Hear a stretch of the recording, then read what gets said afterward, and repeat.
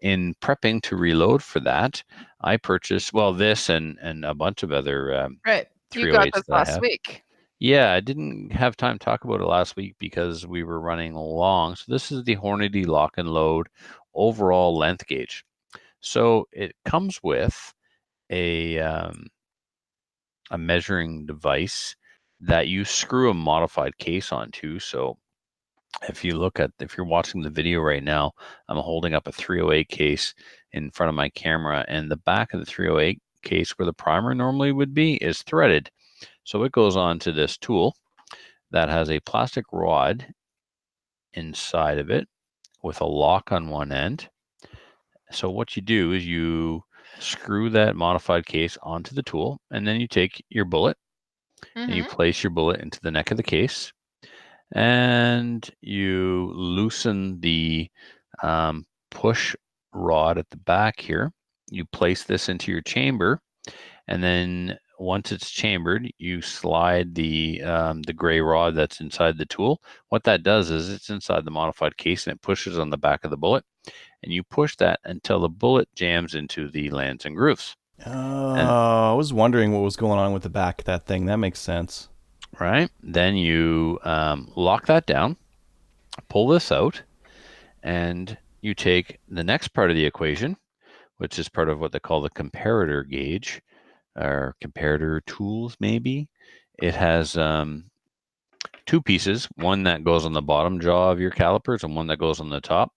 And then from now on, you're always measuring your overall length off the ogive of the bullet, which is a Mm, name given to the shape of the bullet up perfect. near the tip. And you don't measure from the bottom of the case to the tip of the bullet. You measure off the ogive with this. So the way it works now is the tool has a cutout that allows the bottom jaw of the calipers to fit in there, and you take the part that you would normally lock onto the bottom jaw of the calipers off, and you open up your calipers. You put the bullet up into the top of the gauge, and then the bottom jaw goes into that groove on the tool that's cut out, and presto, you know what the length of the bullet is when it touches the lands and grooves. And then you back it off to thou. So I'm at, well, I do everything in millimeters. I'm at 55.73 millimeters or 2.194 inches. So I would take 2 thou off of that, and that's where I would start. And then you could even maybe try and load it so it's only 1 thou off the lands and grooves, but a thou really.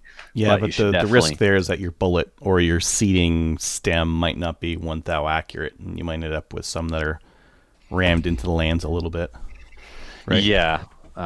The better the equipment, the better the resulting end product, of course. But you want to start 2 thou off, and the reason why you do this is because the bullet will jump from the case into the rifling, and the longer that jump, the more accuracy you lose is the theory. So you get it as close to the lands and grooves without ramming it into them as possible. So Right.